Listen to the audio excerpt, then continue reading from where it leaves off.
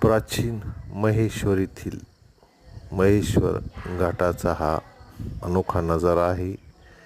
अतिशय सुंदर शिल्पकाम या महेश्वर घाटावरील महेश्वर मंदिराच्या प्रांगणामध्ये घाटाच्या अगदी किनाऱ्याला अहिल्याबाई होळकरांच्या काळात हे सुंदर असं नक्षीकाम यावर आपल्याला पाहायला मिळेल.